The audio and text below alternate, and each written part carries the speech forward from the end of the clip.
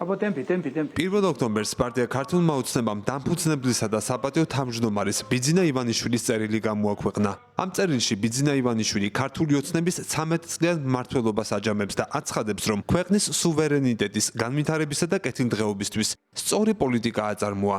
აღნიშნავს, რომ დასავლეთისგან საქართველოს სუვერენიტეტს იცავენ და არსად ახსენებს, რომ ამ ქვეყნის ოკუპანტი და ისტორიული მტერი რუსეთის ფედერაციაა. კარგად უნდა გავიაზროთ, რომ დღეს კვლავ ბეწვის ხიდზე გავდივართ და არ გვაქვს უფლება ფეხი დაგვიცდეს. უნდა გვესმოდეს, რომ სუვერენიტეტისა და დამოუკიდებლობისთვის მუდმივ ბრძოლას მუდმივი სიფხიზლე ჭირდება. რა თქმა უნდა, განვლილ 13 წელიწადში იყო შეცდომებიც, თუმცა საბედნიეროდ არა იმ ხარისხის, რომ ჩვენ სახელმწიფოებრიობას თუ ფიზიკურ არსებობას საფრთხე დამუქრებოდა. არა იმ ხარისხის, რომლის გამოსწორება და აღმოფხვრა შეუძლებელი იქნებოდა. ჩვენი ქვეყნისა და ხალხის წინააღმდეგ გაიზარდა ზეწოლა და შანტაჟი, რომელმაც სხვადასხვა ფორმა მიიღო. ბუნებრივია გარე გამოწვევების რეგიონში მიმდინარე დამანგრეველი ომების ფონზე ჩვენ სუვერენიტეტზე თავდასხმა უფრო და უფრო ხშირდება და კიდევ უფრო მძაფრი ხდება. თუმცა კონკრეტულ ძალებს უწევთ, რომ ეს არა შიდამტრების, როგორც ამას წლების მანძილზე აკეთებდნენ, არამედ გარემტრების ხელით გააკეთო. ამ ფონზე ქვეყნის შიგნით მოქმედი მათი საყრდენი აგენტები, რომლებიც ოპოზიციურ პარტიებსა და ეგრეთ წოდებულ არასამთავრობო სექტორში უხვად არიან გაბნეული, ერთი შეხედვით დასუსტდნენ. თუმცა კარგად უნდა გვესმოდეს, რა ძალები ცდილობენ ჩვენი ქვეყნის საკუთარი ინტერესებისთვის დაქვემდებარებას. საზოგადოებასთან ერთად წარმატებით გავანეიტრალეთ თავს მოხვეული ფსევდოლიბერალური იდეოლოგია, რომელიც დამნაშავე რეჟიმს დემოკრატიის შუქურად წარმოაჩენდა, ხოლო ჭეშმარიტ და დემოკრატიულ ხელისუფლებას დიქტატურას უწოდებს. ცხადია, არავისთან პარტნიორობაზე უარს არ ვამბობთ, თუმცა ეს არ უნდა მოხდეს ჩვენი ქვეყნის სუვერენიტეტის დასუსტების და საქართველოს გამოყენების ხარჯზე. მტკიცებთ გავართ პოზიციაზე, რომ პარტნიორობა და მეგობრობა უნდა იყოს ორმხრივი. შეფასებებისას ქართული ოცნების პოლიტიკური ლიდერები ბიძინა ივანიშვილის წერილის რიტორიკას იმეორებენ და ამბობენ, რომ ამ პოლიტიკურმა გუნდმა საქართველოს დასავლეთის მარწუხებისგან იხსნა, რითაც მათივე შეფასებით ქვეყანას ომი და სუვერენიტეტის დათმობა აცილეს თავიდან. ჩვენი მთავარი ამოცანა არის, რომ არ დავთმოთ ჩვენი სუვერენიტეტი და დამოუკიდებლობა. უკრაინა-რუსეთის ომის დროს, როდესაც შევხედეთ, რომ არავის ევროკავშირში, არავის ბრიუსელში ჩვენი ინტერესები არ ადარდებდა. ყველამ გაგვწირა მაშინ ჩვენ რუსეთთან ესკალაციისთვის, გაგვწირა ყველამ, მათ შორის გაგვწირა მათი NGO-ების და ნაცმოძრაობის ხელით. საქართველოს მაგალითზე ხედავთ, როგორ უხეშად არღვევენ საერთაშორისო წესებს, ვენის კონვენციას, საერთაშორისო ხელშეკრულებებს ევროკავშირის წევრი ქვეყნები საქართველოს მიმართ. ამიტომ ეს არის მთავარი გაკვეთილი, რაც ქართულმა ხალხმა მიიღო ამ 13 წლის განმავლობაში, რომ როდესაც თუ კი გინდა იყო დამოუკიდებელი და სუვერენული, ამისთვის უნდა იყო მზად, რომ გაუძლო ზეწოლებს, რომელიც მოდის.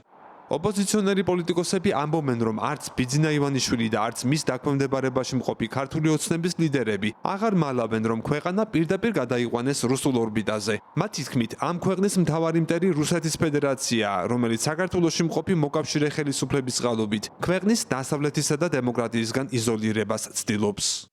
13 წლიანი მმართველობის პერიოდში ივანიშვილის რეჟიმის საქართველო მშვიდობიანად ჩაბარდა რუსეთის ფედერაციას. დღეს საქართველო მოიაზრება რუსული გავლენის სახელმწიფოდ, ისე როგორც ბელორუსი, ქვეყანამ პრაქტიკულად დაკარგა სუვერენიტეტი, ჩამოეკიდა რუსეთის ეკონომიკას, რუსული გავლენები კიდევ უფრო გაიზარდა ამ ქვეყანაში, ამიტომ 4 ოქტომბერს არის თარიღი, როდესაც ქვეყანა უნდა შემოვაბრუნოთ ევროპისკენ. სწორედ ივანიშვილის ამ განცხადების საპასუხოდ 100,000-ობით ადამიანი გამოვიდეთ რუსთაველზე 4 ოქტომბერს. 13 წლის წინ რეალურად საქართველოსთვის მართლაც მნიშვნელოვანი დღე იყო, იმიტომ რომ ქართველ ხალხს რეალურად სწამდა და სჯეროდა, რომ ის ცვლილება, რომელიც 13 წლის წინ მოხდა, ამ ქვეყანაში იქნებოდა რეალურად დემოკრატიის და განვითარების საწყისი. სამწუხაროდ ეს ასე არ მოხდა. 13 წლის თავზეც კი საქართველოში არის საბაზისო პრობლემები. ამ ქვეყანას თუ ვინმესგან საფრთხე ემუქრება, ჩრდილოელი ოკუპანტი მეზობელი და ეს არიან თვითმარქვია ეგრეთ წოდებული ხელისუფალნი, რომელიც საკუთარი ძალაუფლების და ფულის შესანარჩუნებლად მზად არიან, რომ ეს ქვეყანა გადაახურდაონ ნებისმიერ ფასად. მტერი ყოველთვის ერთია. ამ მტერს ქვია რუსეთი. ყველა ამის ნაზავი, რომლითაც ზაზა შათირიშვილის საკმაზით ბიძინა ივანიშვილი ქართულ ხალხს ეუბნება, რომ მას უნდა ეშინოდეს არარსებული მტრის, ეს ყველაფერი არის ტყუილი. ამ რუსეთს წარმოადგენს ბიძინა ივანიშვილი და თვითონ გახდა 13 წლის თავზე, შეიძლება ყოველთვის იყო, მაგრამ ხილულად ხო პოლიტიკურ თვალსაზრისით თვითონ გახდა 13 წლის თავზე ყველაზე ნათელი სახეხატი, ყველაზე კარგად აღმწერი სახეხატი იმისა თუ რასაც ქვია რუსული ექსპანსია საქართველოში, ეს ექსპანსია რომელიც 200 წელი გრძელდება. 13 წლის წინ ქართული ოცნება ხელისუფლებაში რამდენიმე პროევროპული პარტიის კოალიციით მოვიდა. მოტივიც ასეთი იყო, რომ საქართველო დაჩქარებული რეფორმებით დაუახლოვდებოდა ცივილიზებულ, დემოკრატიულ დასავლეთს, გახდებოდა ნატოსა და ევროკავშირის წევრი და რომ ხელისუფლება ხალხის სამსახურში იქნებოდა. 13 წლის თავზე საქართველოსა და დასავლურ სამყაროს შორის ურთიერთობა რადიკალურად გაუარესებულია და ევროპული პერსპექტივაც კითხვის ნიშნის ქვეშ დგას.